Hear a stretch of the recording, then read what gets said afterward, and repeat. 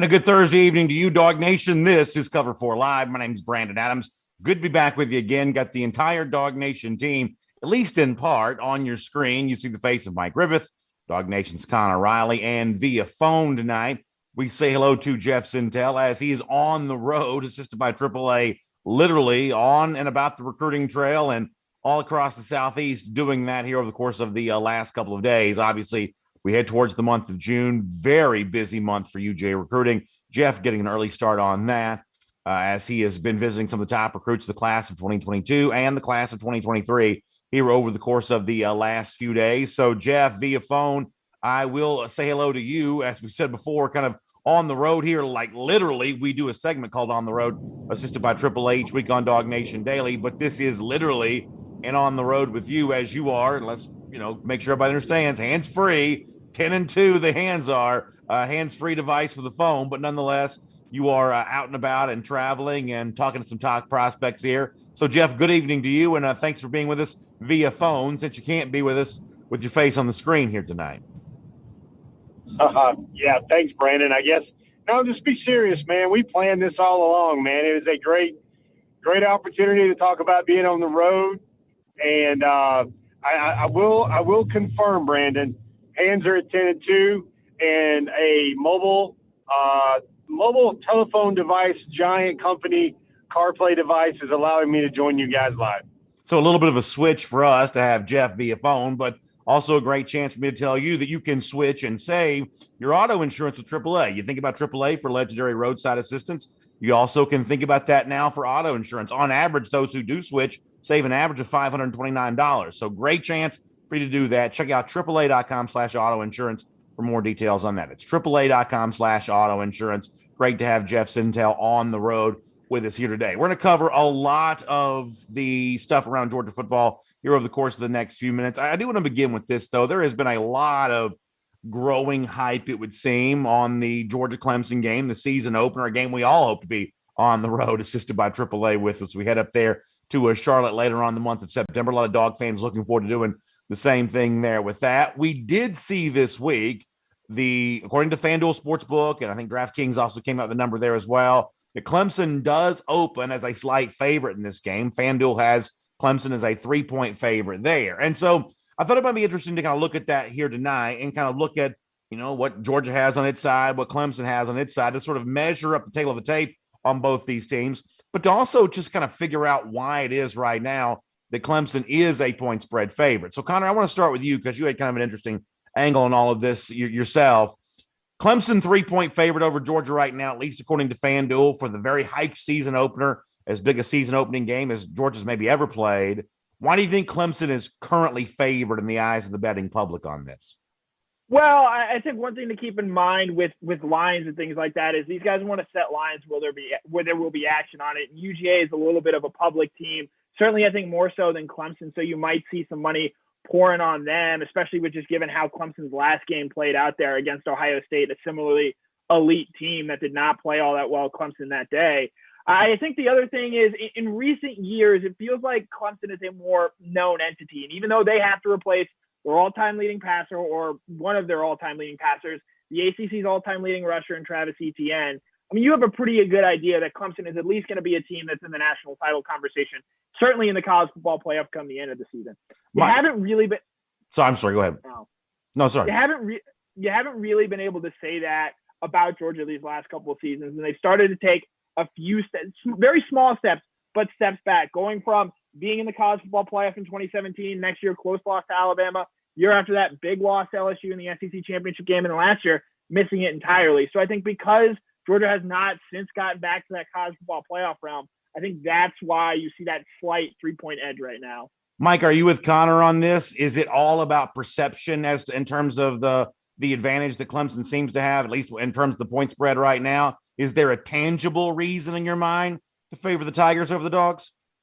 No, it's about making money. I mean, those guys got big water fountains and hotels out there because they know how to manipulate the public, take advantage of perception and balance the books and make their money on those lines that are close, right? And early on, I would imagine this is a line that's going to swing back into Georgia's favor at some point.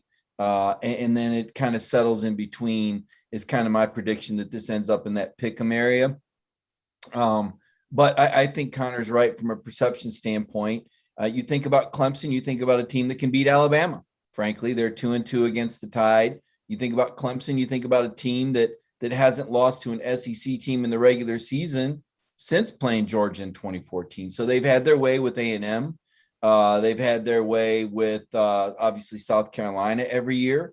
They've had their way with Auburn, and they've beaten Alabama, something that Georgia can't do. And therefore, to the view from 10,000 feet, playing transitive properties, Clemson can beat Alabama. Alabama always beats Georgia. I don't think anybody really has a good idea from the standpoint of the fringe fan, just how good JT Daniels is. I think JT is still somewhat of a unknown commodity in this region of the country. And there's doubters after I would say amounts to a pretty rough true freshman season at USC. So you put all those things together, and it is about perception. Certainly Clemson will be right at home at Bank of America Stadium. They're 6-0 there in their ACC championship games, just as Georgia would be at home at Mercedes-Benz Stadium. Clemson, no stranger to the city of Charlotte. I think that's an advantage for Clemson. And I think that's also part of the perception. Mike, you mentioned that the line will eventually move back in the direction of Georgia. Why do you think that will be? I think what Connor said about Georgia being kind of a public team, Georgia fans in general are bullish on the Bulldogs. It's been a strong offseason. They finished last year with momentum. Had they lost to Cincinnati, it's interesting, and we know how easily they could have lost to Cincinnati, but it makes all the difference in the world. I mean, but because JT was able to drive them, down there for the game-winning field goal with no timeouts, he's undefeated JT Daniels. He's 4-0. Had he lost to Cincinnati, he'd be like, well, he's that guy that couldn't even beat Cincinnati. But I think perception often overtakes reality in many respects, and certainly in gambling. Gambling is a game of perception, right? It's a matter of who you believe will win based on probably some pretty false narratives, right? I know there's a lot of people that, used to tell me, and again, I guess this will be my fourth year on the beat, Florida just owns Georgia, right? I've seen Georgia stomp Florida a few times, and the one time they lost, it was because they had 4 injuries in the game before against Kentucky, and their starting quarterback went out with a 14-0 lead. It was a fluke that Florida won. But over the course of time, there's a perception that Florida beats Georgia, right? Because of the dominance that Steve Spurrier enjoyed. It still carries over. There's still people that say, we're not sure they'd want to see Georgia play Florida in Sanford Stadium because of what happened in 1994 or 95. So I think perception often overtakes reality in the gambling realm. Jeff, I want to ask you a slightly different question on the same topic, though. You've been around the block a few times here, and literally you're going around the block right now as you're driving around the Southeast. Can you ever, in your mind, remember a season opening game for Georgia that comes close to rivaling the hype that's already growing, and I would say justifiably in place for this game against Clemson? Yeah, I think I was a wee lad, man. The one that just jumps in my mind, I'm sure there was another one earlier than that, much more recently. But I think about 1982, man. I think about Clemson and Georgia because that was the 82 game. Herschel Walker had broken his thumb. Oddly, these are these same two teams, but Georgia was the 80 champion. Clemson was the 81 champion, and they faced each other at night. I believe it was on a Monday night. I was a very wee lad at that time, but I know I cajoled my parents into letting me stay up and watch that thing.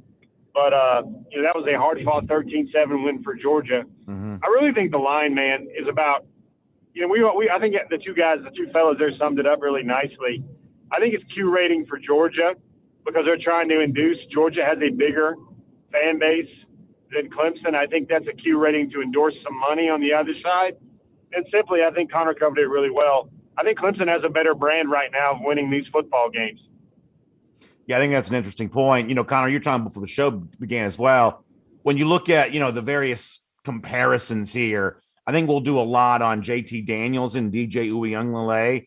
We saw a brief glimpse of Uiagalelei last year, and at times he, played pretty well for Clemson. Obviously, JT Daniels had some nice moments when he finally got a chance to be the UGA starter there as well. I mean, how do you think the comparison between Daniels and Uiagalelei looks right now? And, I guess, is there a strong case for one over the other at the moment in your mind?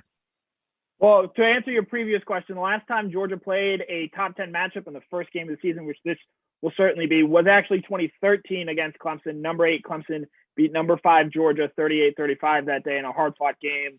Todd Gurley had a huge touchdown run. Sammy Watkins had a big play in that game. But to answer your second question there about Daniels Uiagalelei, I don't think either fan base, if you said, hey, would you rather have JT Daniels or DJ Uiagalelei, if you're a Georgia fan, if you're a Clemson fan, JT Daniels, I don't think either side is making any trades or swaps, so to speak, with that. I think both teams like what they have. Obviously, Uiagalelei has the extra years. He's not draft eligible, whereas I think just about everybody agrees that this is going to be Daniels' last year here at Georgia. So they both impressed in small sample sizes last year, but I would also point out that for Uiagalelei and I think for Daniels as well, this first game of this season is going to be the best defense that either of these two guys had faced. I know Notre Dame made the college football playoff a season ago, but I think this Georgia team is a different level defense than what Clemson saw that night up in Notre Dame. And DJ Uiagalelei still played very well against Notre Dame that night. But I think this is going to be a very different test with a lot more pressure entering this first game of the season. And Mike, I want you to respond to what Connor said in a moment, but Connor, to go back to your earlier point, would you agree with me that while, going to Death Valley in 2013 is a big deal, having them come back to Athens 2014 was a big deal, the hype for those two games, I don't think comes anywhere close to what we're seeing here for this game in 2021. If for no other reason, then I would say on paper, this Georgia team just looks to be much better than that Georgia team was. And obviously in 2013, 2014, we hadn't yet seen Clemson get over the hump and win multiple national championships. Well, I mean, Georgia was the number 5 team to open that season. They had Aaron Murray coming back off that 2012 team where they got so painfully close to beating Alabama. So, I mean, I think the larger point is perhaps Clemson, but if I'm maybe remembering correctly, was that either the year before or the year after they beat Ohio State in that, I guess, Peach Bowl or whatever it was, or the Orange Bowl there. So, I mean, again, that was 2 top 10 teams, Clemson number 8, Georgia number 5, whereas, this year potentially Clemson's definitely going to be a top 5 team, and I think Georgia might be as well to open the season. Mike, on Connor's point about the quarterbacks, what I think is interesting, if the Clemson fans are rallying around Uiagalelei, they're seemingly doing it because they've gotten used to seeing good quarterback play for their program. Deshaun Watson, who actually made his debut against Georgia 2014, then Trevor Lawrence after that. I think the assumption amongst Clemson fans is, well, Uiagalelei will just be the next in the line of very good Clemson quarterbacks, where it seems like for Georgia, if you're rallying around JT Daniels, and Georgia fans clearly are, it's more about the assumption that Daniels is going to be better than what Georgia has had at quarterback in recent years. Connor mentioned Aaron Murray a moment ago. You really have to go back to Murray to see a really prolific, big numbers quarterback. I mean, obviously Jake Fromm had some nice moments, but I think the hope is that JT Daniels puts up bigger passing numbers even than Jake Fromm did. So if both fan bases are rallying around their quarterbacks, and I believe they probably are, it seems in my mind they're rallying around these two guys for different reasons. Yeah, I think that's fair to say. Obviously, DJ Uiagalelei, I got to throw the extra Lele in there. I had to listen to pronounce it myself. He'd been DJU to me this entire offseason. But, Uiagalelei is a guy that, he's large, statuesque, certainly looks like an NFL prototype, athletic. I would note that in his big game, he lost to Notre Dame. I would also note that in playing JT Daniels, he lost twice in their rivalry games. And I think that gives JT a little bit of an upper hand. I do think that matters. I think that anytime you replace a legend like Clemson is replacing and Trevor Lawrence, I mean, this is, to me, guys, kind of sidetracking this a little bit, but I don't know if I think it's an exaggeration to say that to me, I think Trevor Lawrence is maybe the greatest college quarterback I've seen since Peyton Manning. When I look at his legend, come on, beating Alabama in the national championship game, and just the presence that he had. I love me some Joe Burrow now. I think Joe's awful special. He's quite a player. Another guy that Georgia ran into that single-handedly seemed to beat him the first time they met down there in Death Valley. But Trevor Lawrence, this was a special guy. He led on a spiritual level, and you almost felt like God was on his side at times. Travis Etienne, dynamic back. I mean, you just don't replace, he was to Clemson what Swift was to Georgia. Didn't replace Swift. They don't get anybody like Swift. I don't think Clemson's got anybody like Etienne. And I think that that's going to be a major drop off. So as much as we're talking about the quarterbacks, BA, I look at some of the other playmakers. I think Georgia should feel really good about not just JT, but, he does have a set of good players around him. He may not have the greatness of a DeAndre Swift or a George Pickens right now, but I think they're certainly capable. And the fact that he finished strong with those 4 wins versus, DJ Uiagalelei, didn't beat Notre Dame. And other than that, he's kind of a backup. So I give Georgia an upper hand in that quarterback situation. Jeff, I want to bring you back in on this because Mike talks about, hey, what happens after Travis Etienne for Clemson, a name that you acquainted us with a lot on the recruiting trail. You really follow Clemson this spring. You get the sense that Will Shipley, a running back that you wrote about for Dog Nation at one point in time, made it look like UGA might be involved in the Shipley recruitment. He ends up going to Clemson. You get the sense they're looking to really lean on Shipley. And, second and third year on campus, boy, they really threw the ball a lot. Travis Etienne did not do that as much in his freshman year when they won the national championship, but started doing that a lot more last couple of years. You get the sense that some of those plays are going to be going Will Shipley's way for the Tigers here this year. Yeah, that was a guy that really sharp kid, really bright kid. Kind of fulfills that parallel with Christian McCaffrey a lot. Help him in the throwing game. Young guy, though. There's some other Georgia kids that are on that roster. Kobe Pryor, guys at Georgia, Phil Maffa, guys that were coming out of the state of Georgia. Kobe Pryor is actually out of Nick Chubb's Cedartown. What they're trying to do, and I guess, this is an opinion-based show. I kind of still give the edge there to DJ Uiagalelei. I think he's bigger. I think he's going to take a lot more shots from the defensive line. He's going to hang in there a little bit more. 6'5". Remember, this kid had a 95-mile-an-hour fastball. Now, of course, we're talking about comparing a Testarossa and a Maybach here and a Lamborghini, talking about these 2 levels of quarterbacks. But I think DJ's legs are going to be a big factor where I'd give the check mark to Clemson in that one, in the head-to-head, even though you're potentially talking about 2 of the country's top 10 quarterbacks. The other thing for me, Mike brought up an interesting point. I don't know if I'd go. I think Trevor would be the best college football prospect for the NFL type quarterback since Peyton Manning. I don't see that best college quarterback. When you say that, there are a bunch of names that pop up into my mind, and we don't want to make this a show about debating Trevor Lawrence, but I don't know if Trevor is the best college quarterback purely on the college game. You got Manziel, you got Newton, you got Burrow. There are a lot of names that pop in my mind. Manziel. Come on, Jeff. Connor, I want you to name me a more electrifying college quarterback than Manziel for the impact he had on the game, the way he beat Alabama, which is very rare to do. I mean, Johnny Manziel was magical at A&M. Cool. I'll name you a guy that won 2 national titles, a Heisman, and beat Alabama in an SEC championship game, Tim Tebow.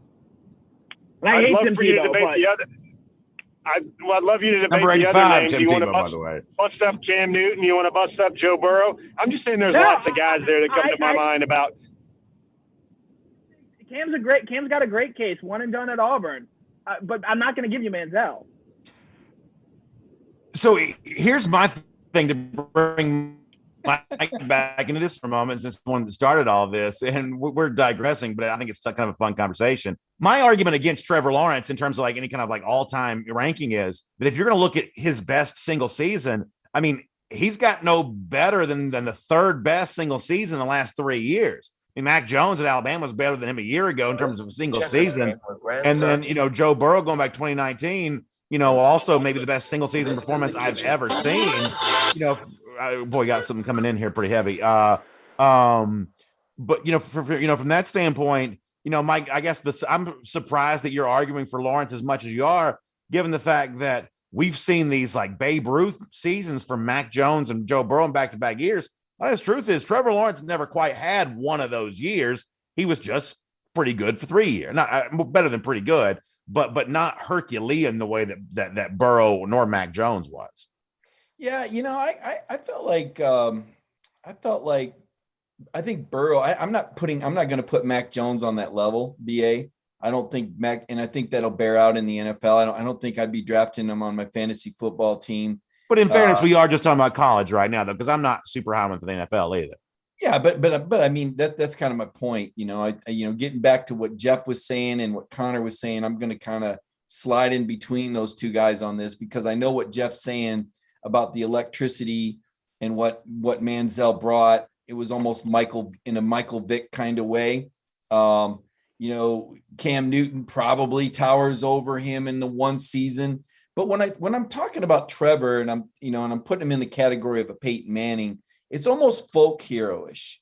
It's almost come and worship at the house of Trevor Lawrence and someone that transcends the program and somebody that will forever be remembered. And I know Connor treaded lightly on whether he was I don't know if he's got better numbers than Taj Boyd, but we didn't look those statistics up. But whether he is or isn't right now, I think 90% of the Clemson fans would probably say he is the greatest quarterback, although Deshaun Watson could certainly make a case. I don't know how we would massage those numbers into this, but I would say that Trevor Lawrence that's what makes him that to me. That's the point I was trying to make, Brandon. We don't have time to get as into this as maybe we should have or could, but I also wonder if Peyton Manning can be a folk hero if he never beat Florida during his career. I guess that's a great. Let me tell you something, and I've told so many people this, and I get back. This is my whole Jake Fromm deal. If Twitter existed in the 1990s, there is no way Peyton Manning comes back for his senior year. Same as Jake Fromm getting thrown off by social media and hounded by fans and Justin Fields. Peyton Manning would have gotten killed unmercifully on Twitter and social media, would have never returned for the 1997 season. One of these days we'll have to do kind of one of these like time capsule type shows and go back and look at some of that kind of stuff. I think that actually could be kind of fun to do. To bring it back to the Georgia Clemson thing for a moment, Connor, we're about to talk about some injuries that Georgia's trying to recover from. But real quick here on the Clemson side of this, a wide receiver name that a lot of Georgia fans know about is Justin Ross. Go back 2018. Obviously was a huge part of that national championship for the Tigers. He's also had some pretty significant health setbacks that have really taken him off the football field.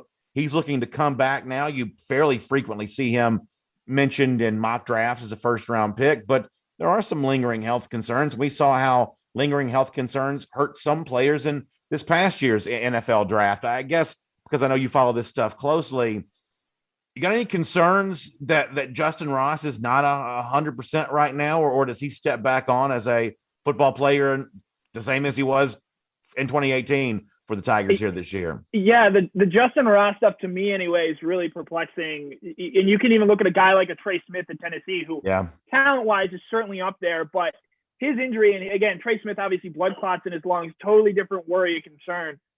Justin Ross missed all of last season after spinal surgery to affect not an injury that occurred during football. It was just something that had happened and occurred to his body. And as it stands right now, Justin Ross is still not cleared to return to play football. So he's got a big meeting in June with his doctors to determine if he's going to be able to be cleared and go through practice then. But the Justin Ross thing, I would not pencil him in stone or write his name in pen, to use a better analogy there. I would not write his name in pen or put his name in stone that he's going to be out there for Clemson on September 4th, much less be the player that we saw in that 2019 national championship game against Alabama. It is Cover 4 Live. That is Connor Riley. My name is Brandon Adams. Happy to have Mike Griffith. And on the road, Jeff Sintel, as he is out and about covering the world of recruiting. Jeff, you feel like sticking with us here? You got a good enough signal you want to hang out, or are we going to let you pull off on the side of the road and go to a Greasy Spoon and get some coffee? Man, I got about 5 more hours to go, so I could click off another 30 minutes with you guys, man. That'll help the drive. All right, that sounds good. We'll keep it rolling here. We're talking about, injury recovery, at least a little bit more of a, health situation there for Justin Ross.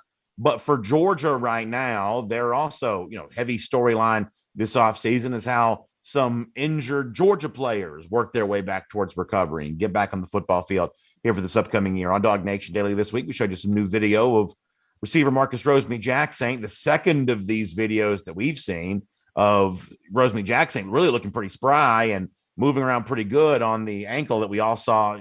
Awful injury situation going back to what happened last year against Florida. Mike, let me begin with you on this of the injured Georgia players who are trying to get back. And obviously you got to have a kind of grade on a curve here because some are more likely to play a full season than others. Which of these injury recovery stories are you watching the most closely right now, or the closest, I guess, is the best version of the English language on that? Which of these are you watching the closest? Yeah, well, I think we watch them all, but in terms of like which is the most important to me in terms of the team, I think Nakobe Dean. I think he's the heart and soul of the defense. I don't think there's another Nakobe. And that's because we already know. Listen, I've seen people ask these questions. George Pickens, can he be back? Look, George Pickens is out minimum until November, and he won't look anything like the George Pickens you saw before. So people need to get that out of their mind that George Pickens is going to make this magical return in November and start having 100-yard receiving games. That won't happen. Maybe you get a good George Pickens in a college football playoffs, perhaps.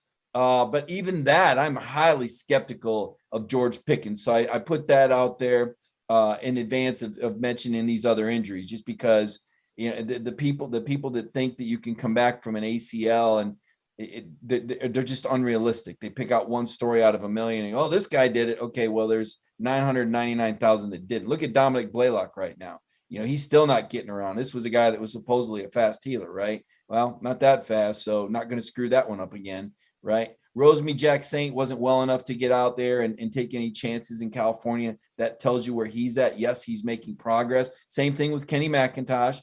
But in terms of a guy that I think you absolutely have to have back on the field for the opener, it's Nakobe Dean. He's just so important. And, I know Connor's probably got a couple of guys in mind off the top of his head, but to me, it's Nakobe Dean. That's the one. I could make the argument for Keely Ringo. You want to have as much depth. I don't even know if Keely's the number 3 corner anymore now with this guy from Alabama, though. So, but he's another one you want to have healthy for depth. But to me, number one, most important, I'm going with Nakobe Dean.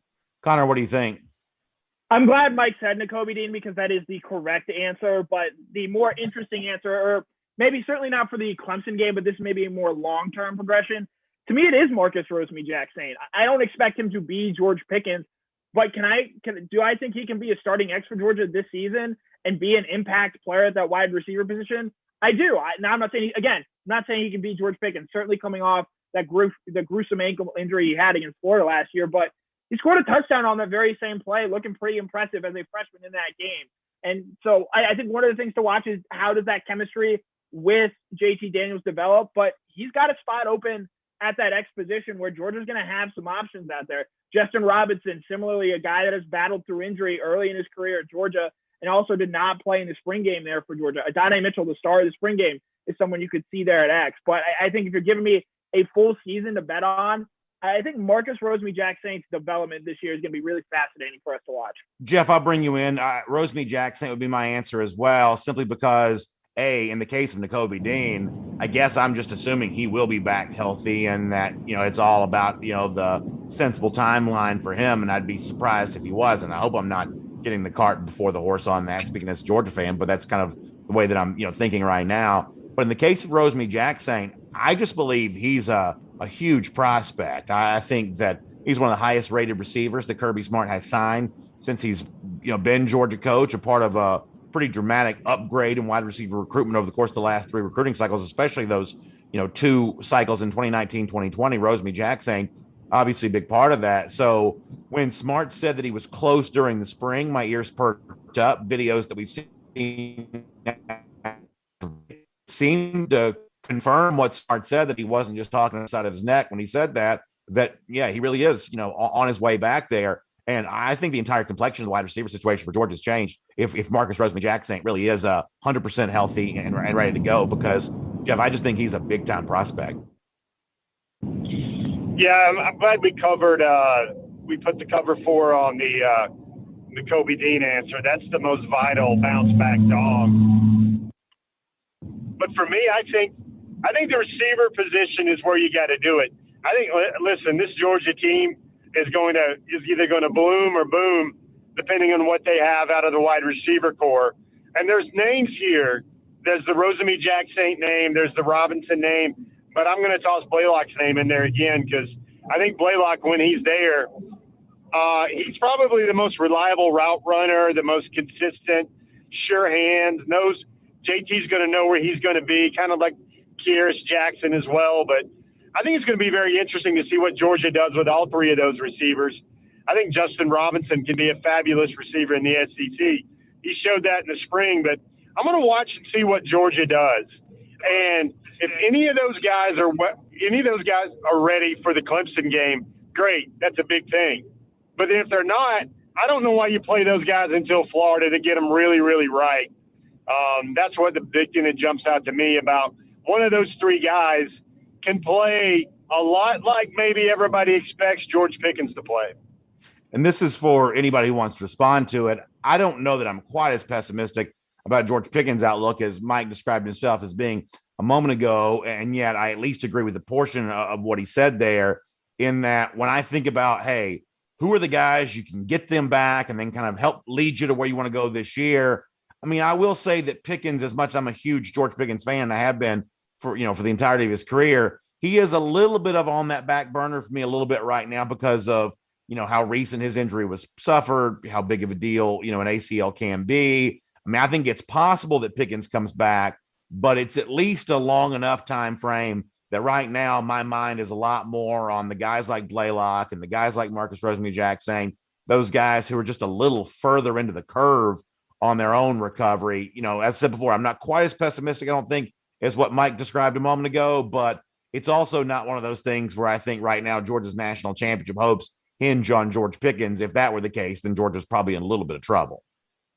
Yeah, I think with George Pickens, it ultimately, whether he sees the field or not this year, it comes down to George Pickens. And George Pickens, phenomenal receiver, but he has not always been the most reliable in terms of getting on the field and staying on the field. You think back to that Georgia Tech game where he was suspended the first half, ejected in the second, and then missed that first half against LSU. There was the weird absences in the middle of this past season. Obviously, a shoulder injury there. How much that was really a true legitimate shoulder injury, we don't know. So I think at the end of the day, with all this George Pickens conjecture and will he or won't he come back, I think it's just as much on George as it is on his knee and how that heals up. Mike, let me bring you back in. You've written this week about JT Daniels and the players who are visiting his home state of California, doing some off-season work.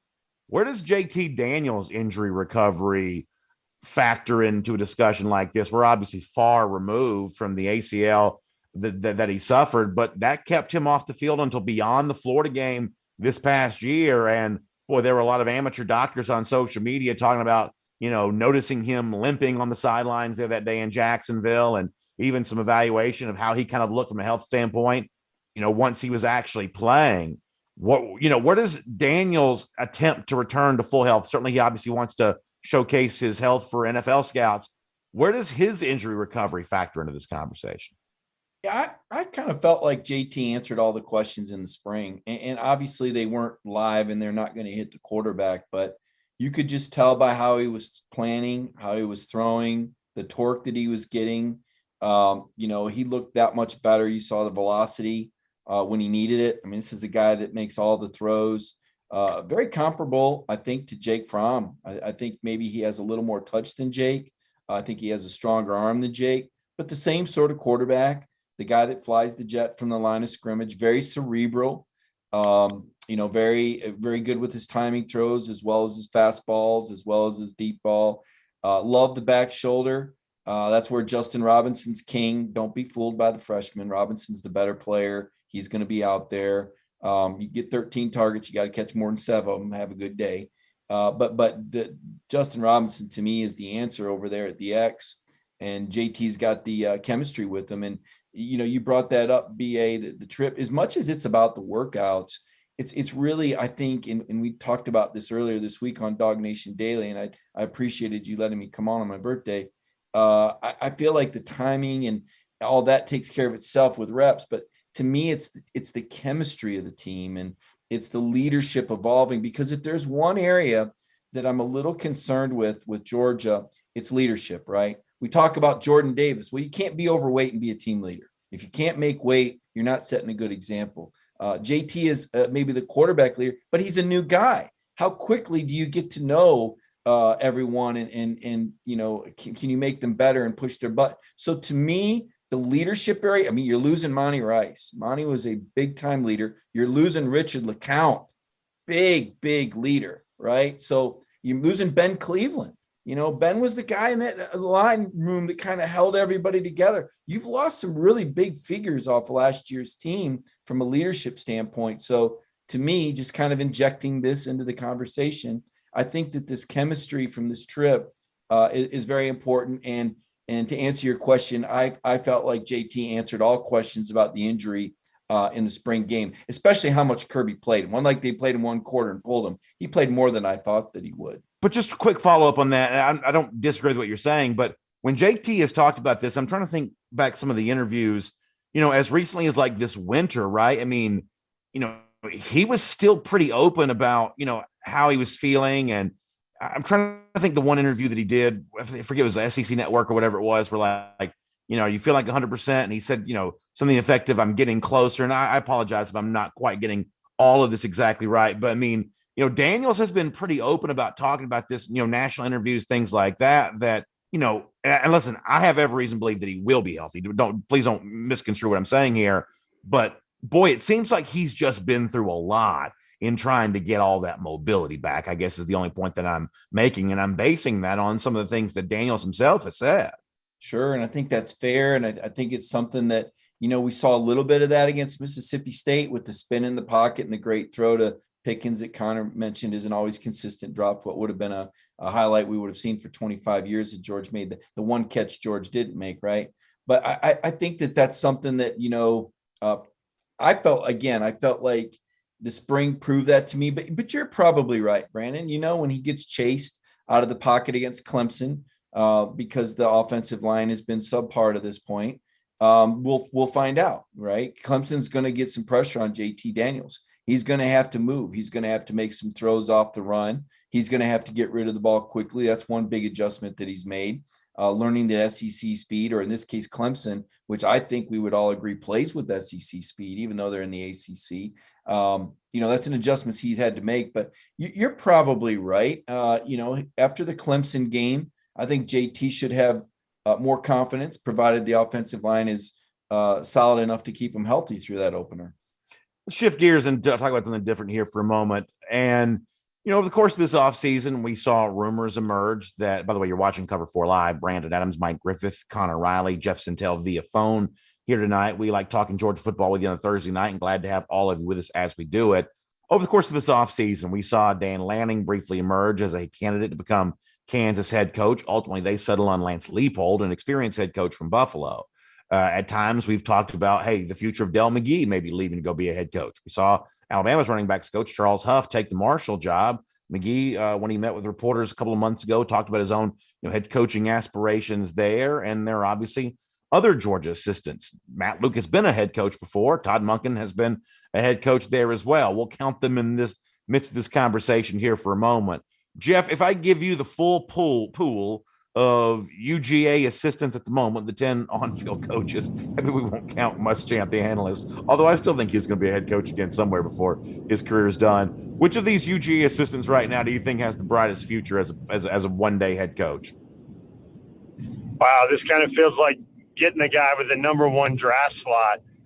As much as I want to say a really wild card name like Scott Cochran, I got to say Todd Monken, because I think Monken is at Georgia so he can be a head coach somewhere in the South fairly soon with a go get the bag, go get the ring type year at Georgia. I think that's the safest answer here. But the reason why I say that is I think Lanning and I think Schumann are both happy where they're at Georgia right now. You got to remember, both those guys are 32-ish and younger. I think they have the ability, they have the comfort level, and they have a great platform at Georgia right now to wait for that job, kind of like Kirby Smart did. So a couple things about what Jeff said there. And let me do the Monken thing first. And Connor, I wouldn't mind you and Mike both weighing in on this, and I'll start with you. I love Todd Monken as Georgia's offensive coordinator, and I think that Monken has demonstrated himself to be a pretty sharp football guy. But there's a certain level of politicking you have to do, and maybe politicking is the wrong word, but backslapping, big smile on your face, kind of cuddly when you need to be able to turn that part of your personality on. Can Todd Monken do that well enough? That kind of, glossy personality. You think he's going to be able to demonstrate that well enough to be a big time head coaching candidate at the college level? At the NFL level, you can be whatever you want to be. You can be gruff, you can be whatever. That doesn't seem to matter as much there. But the college guys who become head coaches are all a little bit like politicians, a little bit. At least they know how to turn that part of their personality on when they need to be. And I just don't really quite know to the degree to which Todd Monken has that club in his bag. What do you think? Well, to the politician standpoint, that's maybe a little fair, and we just don't hear or see from him a whole lot. And I think when we do hear from him, you get the very much sense that he's speaking to us from like an NFL perspective. He treats everyone like adults. He's not speaking in generalities, so to speak, which I certainly appreciate. But I mean, you look at how Georgia's been able to recruit the quarterback position since he got here. He did enough to convince Brock Vandagriff this was the best place for him. Obviously, circumstances somewhat led to Gunnar Stockton here, but Stockton has belief in Todd Monken as well, so he relates well to players. He has head coaching experience before, winning 9 games at Southern Miss in 2015, a place that has really struggled since he left there to become Tampa's offensive coordinator. I like Jeff's answer in Todd Monken. Wouldn't have been my first choice. I was going to go with Glenn Schumann, but I think Todd Monken can absolutely be a really good head coach somewhere. And we'll come back to your answer on Schumann in a moment. But Mike, to piggyback off this from Connor, I kind of agree with Connor that the no-nonsense style that Monken speaks with in the rare moments we've had a chance to hear him speak, I think works really well as the top lieutenant to Kirby Smart. But you also kind of wonder, at least I do, is this also kind of a low tolerance for BS type thing? Which, listen, the one thing, if you want to be a head coach down here in the South, your tolerance for BS better be pretty high, because you're going to have to deal with a lot of it because, whether it be blowhards like me in the media or, boosters, everything else, you just got to do a lot of that kind of stuff. And I know he's been in Hattiesburg, head coach there, but I mean, do you see Monken as the face of a program? Do you see him wanting to do that at the big time college level? Or do you think he's just trying to get back to the NFL where you can just kind of hide in an office all day long? Yeah, I don't know his motives, but I don't think he's got the charisma. He wouldn't be my pick. I'm not going to outthink myself here. It's Dan Lanning. It's unquestionable. When you look at Dan's background, how far he's come, what he's done, the relationship that he has with players, his ability to recruit, those outside linebackers are pretty special. Glenn Schumann, he can't wear gray sweatpants to be a head coach. I'm just kidding. I think he's got some years to go. And I've heard Schumann speak at a camp, and he is really intelligent. He's a great communicator, but Lanning's got that energy and that charisma. And we've seen those pictures, some of them taken by Jeff Sentell, our multi-talented recruiting writer, who's also an incredible photographer. I don't know how many people watch and know that, but a lot of our art is taken by Jeff at the games. And Dan Lanning is just a guy, to me, that's I think he's a can't miss. I think he's a slam dunk. I think he's a guy you want to put on a billboard if you're a program. I think his energy level, I think his determination, I think the time that he's invested on Kirby Smart's staff. He was also on the Alabama staff. He had success at Memphis. He's kind of done it at all the different levels. He's checked all the boxes. He was far more qualified than whoever Kansas hired. It's so forgettable. I can't even remember now.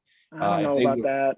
Yeah, if they would have had any shot at Dan Lanning, they should have absolutely hired him.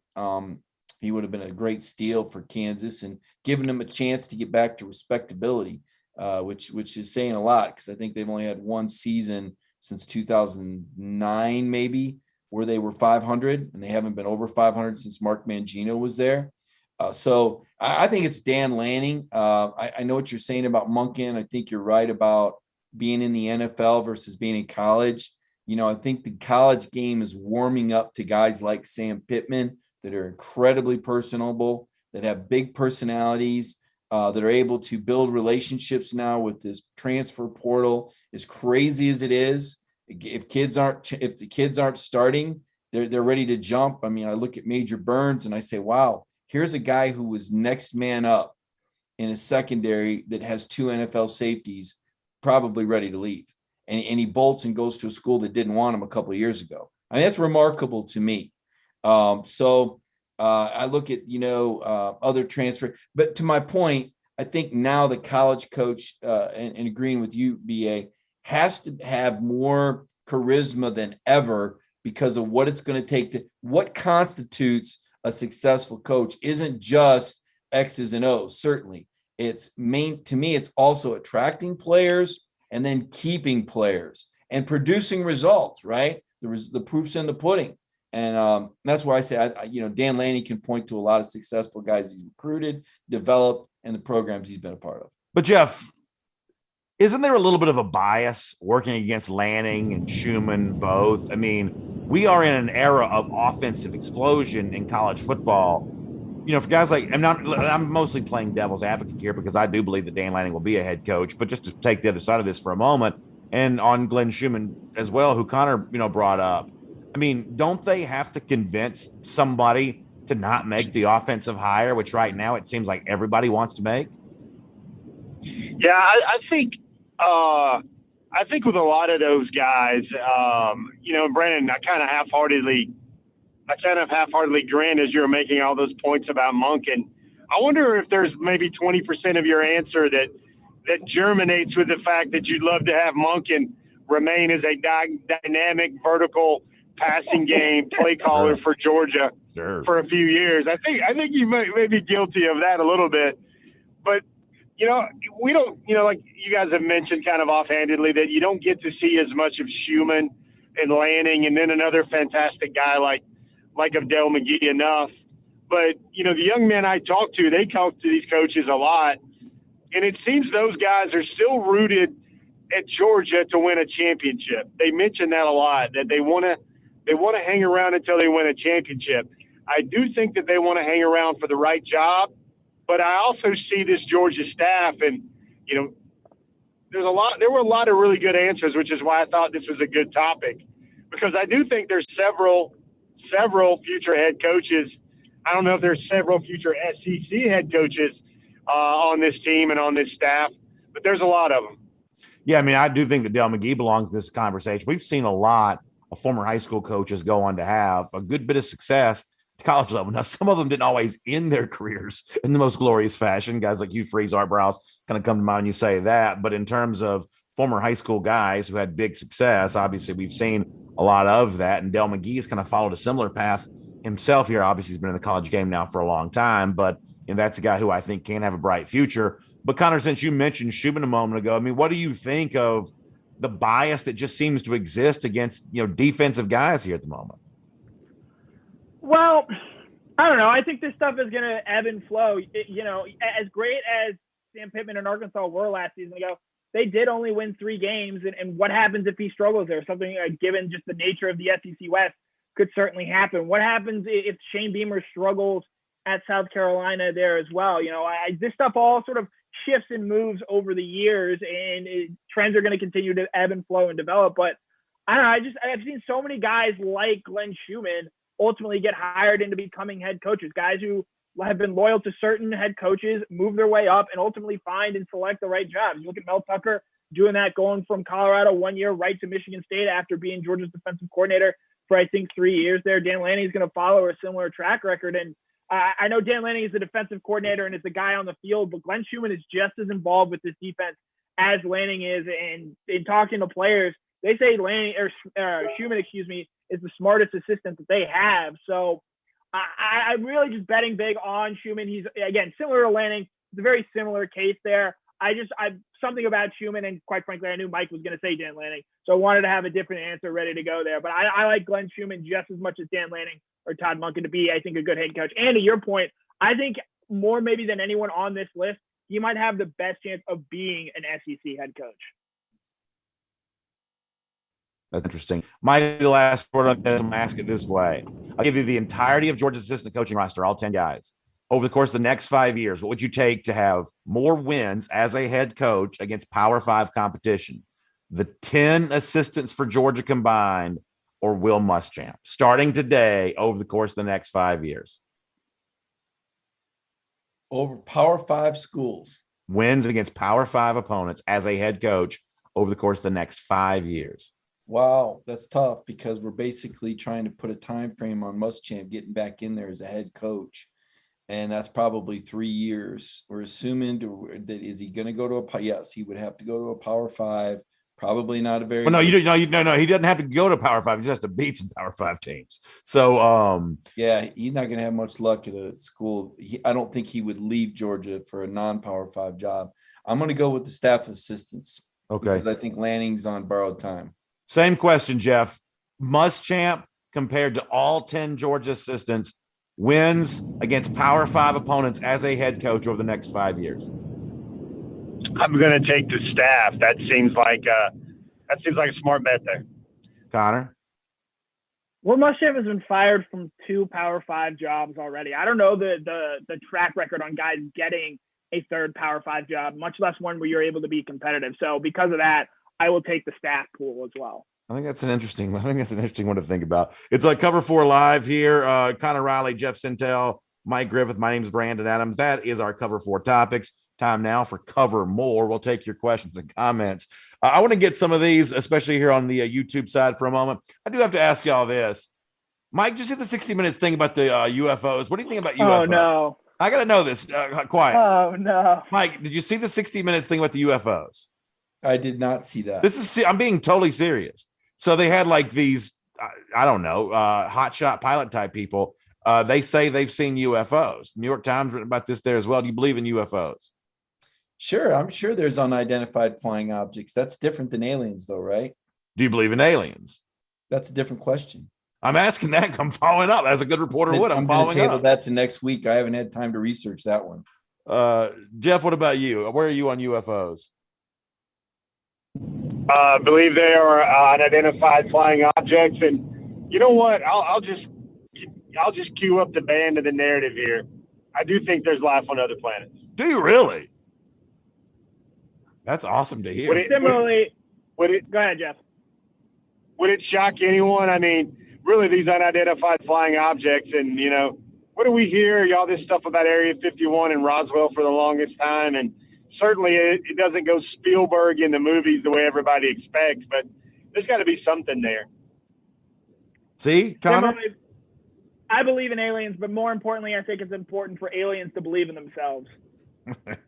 Let me take a few Cover More. Let me ask you this, guys. Let me ask you this. Since we're going off track here, if we knew that one of the SEC coaches, it was in all reality an alien from another planet in disguise, which SEC coach would be the alien? Oh, it's clearly Mullen, because he's obviously, I mean, you sort of catch him now trying to behave as a human would behave. Like he's always trying to think like, what would a normal guy do in a situation like this? And he's clearly trying to do what he thinks a normal guy would do. He's very mechanical the way he goes about his life, anyway. So, I mean, I got my eye on him as it is. Connor, who's your alien coach? Unfortunately, he was done in by the administration at Tennessee. But if you asked me this question 6 months ago, it's Jeremy Pruitt. The asparagus thing, I just can't escape that. That seems like big alien energy right there. I think that's pretty good. Jeff, you got an answer to that question? Yeah, I mean, you think about probably Les Miles was the all-time alien head coach, and it makes me think of that, like, Men in Black episode, that movie franchise where they zip up a suit and it's an alien in the middle. I do agree with you, Brandon, on your quirkiness there with Dan Mullen as well, about, who's a guy that's just, visiting from beyond, maybe Mork and Mindy type stuff, Connor. That may be well before your time, but that was a very funny show. No one gets that reference, Jeff. By the way, Robin Williams' greatest work. Rhett Womack watching on YouTube's like, wow, Jeff's answer really surprised me. I was actually kind of taken aback by that as well. I also can't get the Facebook comments to load. Connor, would you mind see if you can read a Facebook comment before you get off the air here? Because I want to try to do that. For whatever reason, I can't get those to load. By the way, it's good to see our buddy YouTube comment section. I believe I have intel that Green Soldier and his father are going to be with us tomorrow for our big event there at the Battery Atlanta, our Dog Nation Days of Summer event before the Braves take on the Pittsburgh Pirates. So looking forward to all that there for sure. JC, Brandon, go ahead, Jeff. Brandon, I think my thinking on that is influenced not by creating good theater for our show, but I just got through seeing a kid here in Mississippi that's 6'8", 355 pounds, playing defensive tackle, doing a pretty good job. Of course, there's always going to be pad level with him, but basketball player, can move. Georgia's in his top 6. That guy looks like he's from another planet as well. I tweeted out some clips of him. I'll have more to come later tonight, but maybe early tomorrow, not later tonight because I'll be on the road later tonight. But you see this guy, Xavier Harris, man, and he looks like he is from Jupiter. That's great to hear. Great to hear. Connor, what were you about to say? Jermaine King points out the most obvious alien in the SEC, more so than Dan Mullen. I honestly, I'm a little disappointed none of us said it. It's Mike Leach. Yeah, we got some YouTube stuff on that there as well. That Guys, it's got to be Nick Saban. He's got all the rings. He's from Saturn. That's Mike's got granddad jokes this week. Mike's got granddad jokes this week.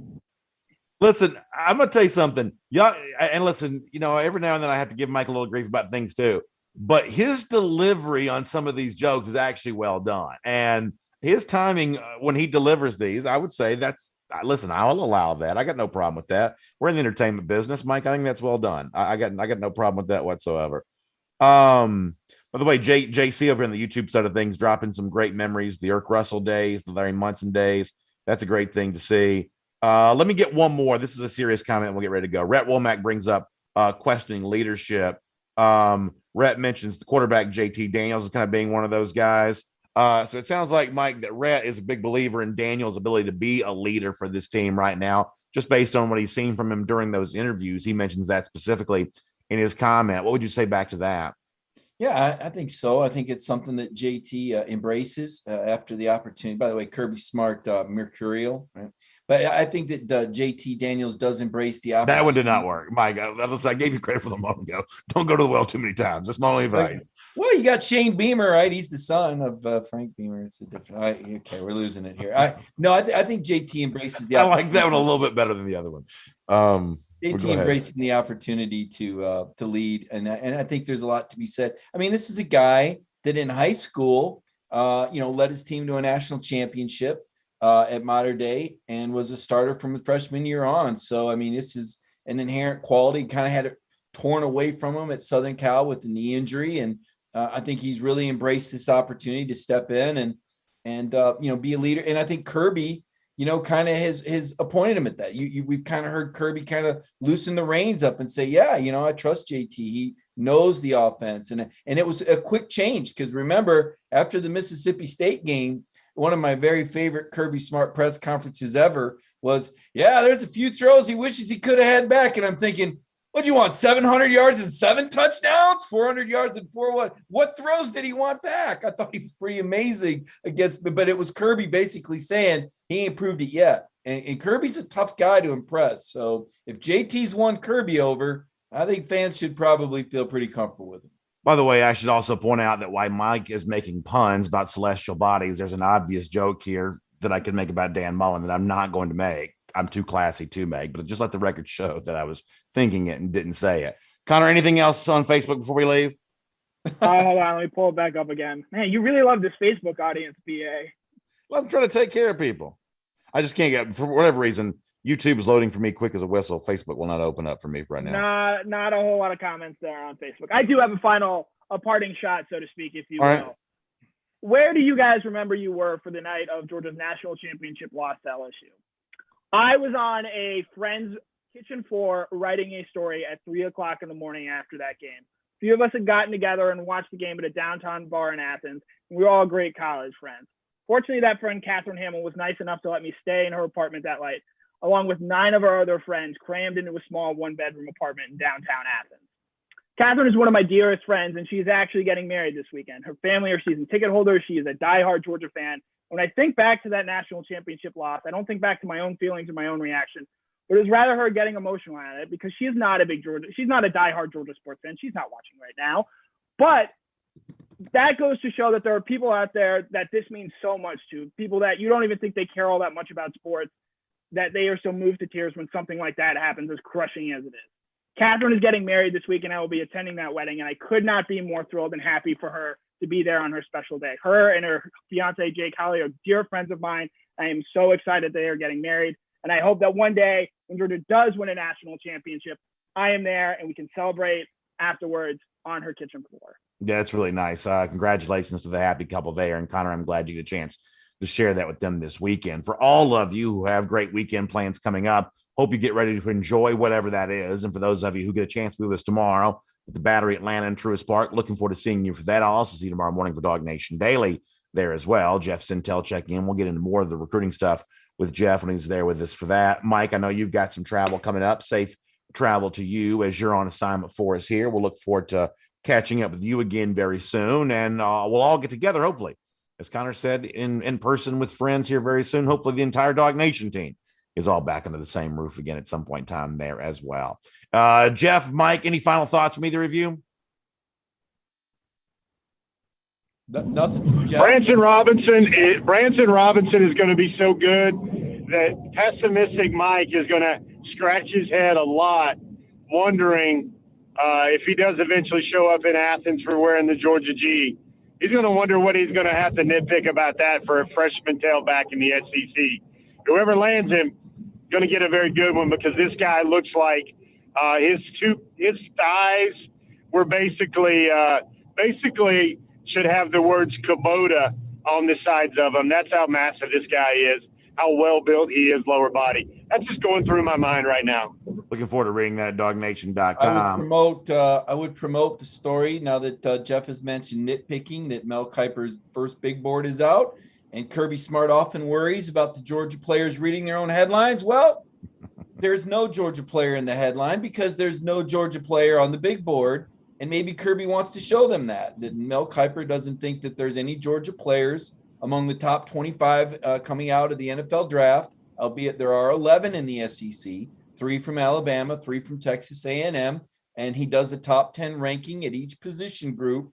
And there are some Georgia players who surface there, but nobody is in the number 1 slot at their respective position. I think Adam Anderson might be number 3 at outside linebacker. That story would certainly be worth a look to see what Mel Kiper Jr. thinks of the talent that Georgia has in the NFL draft of 2022. Y'all read that story. Check out Jeff's recruiting work there as well. Connor Riley, some great stuff at dognation.com as well. As I said before, I'll see all of you tomorrow morning for Dog Nation Daily, and hope you're getting settled in to enjoy a great summer, great weekend. What a tremendous time, beautiful weather. Enjoy it, whatever you're doing. We'll talk to you again here very soon on another edition of Cover 4 Live. Have a great night, everybody.